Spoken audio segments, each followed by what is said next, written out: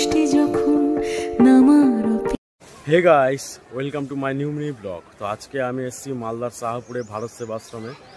তো আজকে মহা অষ্টমী, তো ভিডিওটা ছোট্ট করে হবে, তোমরা ভিডিওর সাথে থাকো। আজ আগমনে মেঘের খেলায় শরতের সাজে যেন ভেসে যায় খুশির ভেলায়। সারাদিন নীলামন নীলে নীলে ভেসে যাওয়া